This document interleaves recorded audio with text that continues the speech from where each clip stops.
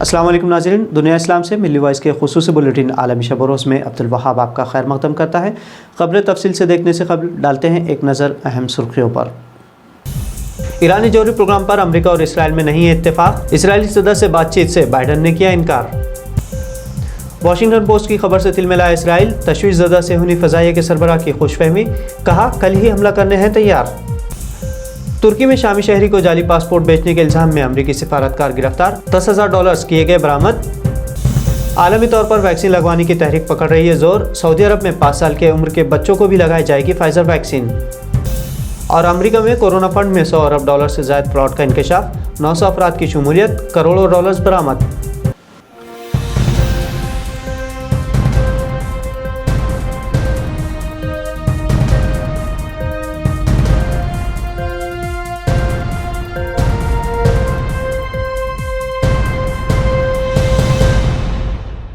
एक तरफ ईरान अपनी जंगी मशक़ें कर रहा है तो दूसरी जानिब वाशिंगटन पोस्ट ने इसराइली माहिरीन के हवाले से खबर शाये की है कि इसराइल ईरान पर हमला करने की ताकत नहीं रखता।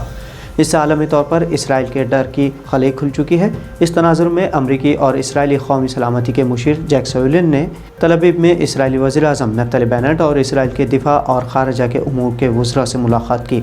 इस दौरे का मकसद ईरान के जौहरी प्रोग्राम को ज़ेर बहस लाना बताया जा रहा है। इधर इसराइली टीवी चैनल 13 के मुताबिक अमरीकी सदर जो बाइडन 3 हफ्तों से इसराइली वज़ीर-ए-आज़म नफ्तली बेनेट के साथ इस मामले पर किसी भी तरह की बातचीत का जवाब देने से इनकार कर रहे हैं।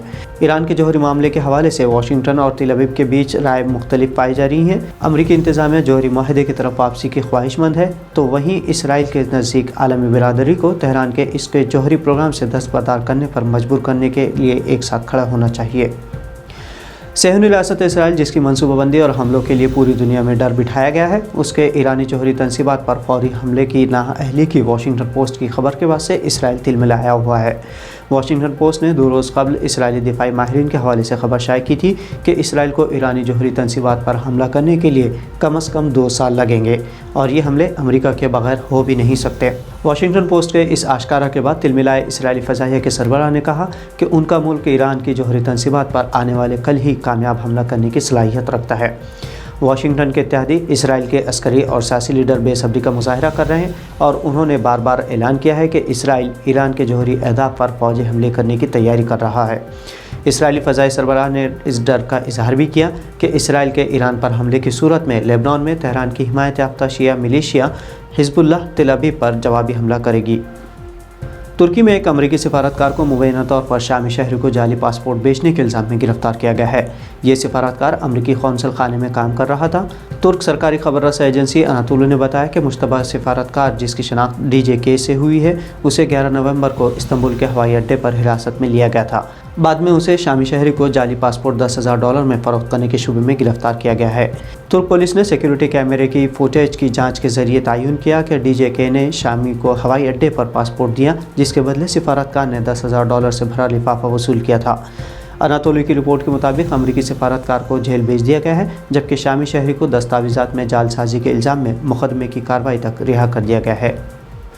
पूरी दुनिया में कोरोना और ओमिक्रॉन से बचने वैक्सीन लगवाने पर जोर दिया जा रहा है। सऊदी अरब के मशरिक़ी इलाक़े के महकमा सेहत ने अब 5 साल से 11 साल के उम्र के बच्चों को फाइज़र वैक्सीन लगाने की इजाज़त दी है।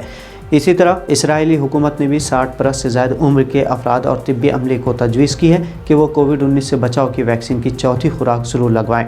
इसराइल को कोरोना वायरस की चौथी लहर का सामना है और वहाँ इन्फेक्शंस की तादाद बढ़ती जा रही है। इधर अमरीकी सदर जो बाइडन ने भी आवाम से अपील की है कि वो वैक्सीन लगवाने के साथ ही जिन्होंने वैक्सीन लगवाई है वो ओमिक्रॉन से बचने बूस्टर यानी इजाफी डोज भी लगवाएं। यूरोपीय मुल्क जर्मनी में वैक्सीन शुदा अफराद पर भी समाजी राब्तों की यानी सोशल डिस्टेंस पर पाबंदी आयद की गई है। क्लब्स और डिस्को बार्स पर पाबंदी आयद की गई है। इसी तरह फुटबॉल मैच और दीगर बड़े इवेंट्स शायकीन के बगैर ही कराए जाने का फैसला किया गया है, लेकिन ये पाबंदियाँ क्रिसमस के बाद ही जर्मनी में लागू की जाएगी। अमरीकी सेंट्रल एजेंसी सीक्रेट सर्विसेज ने इंकशाफ किया है कि कोरोना वायरस के नतीजे में मुतासरा कारोबार और शहरियों की मदद के लिए कायम शुदा फंड में कम अज़ कम $100 अरब चुराए गए हैं। अमरीकी इदारे के अहदेदार रॉय डॉस्टिन ने एक इंटरव्यू में बताया कि सीक्रेट सर्विसेज ने वजारत लेबर और छोटे कारोबार के जिम्मेदार इदारे की जानिब से फराहम किए गए मालूमात पर इस फ्रॉड का अंदाज़ा लगाया है। उनका मज़ीद कहना था कि इसमें वजारत इंसाफ की जानिब से निपटाए जाने वाले फ्रॉड केसेस को शामिल नहीं किया गया है। अगर इन केसेस को शामिल किया जाता है तो मामले में तशवीशनाक इजाफा होगा। अपने जदीद तरीन डिजिटल और महफूज निज़ाम के लिए सुपर पावर कहे जाने वाले अमरीका में इस फ्रॉड से अवाम में गुस्सा है। अमरीकी लेबर डिपार्टमेंट ने बताया कि बेरोज़गार अफराद के लिए कायम शुदा फ़ंड से $87 अरब की खती रकम जालसाज़ों को अदा की गई है और कोरोना फंड में गबन के शुबे में 900 अफराद की तहकीक़ात जारी है। अब तक 100 अफराद को हिरासत में लेकर $7.50 करोड़ की नक़द रकम बरामद भी की गई है। मगरबी ताकतों की साजिश से लीबिया के साबिक़ हुक्मरान कर्नल क़ज़ाफ़ी की हलाकत के बाद से ये मुल्क शदीद दाखिली बहरान का शिकार है।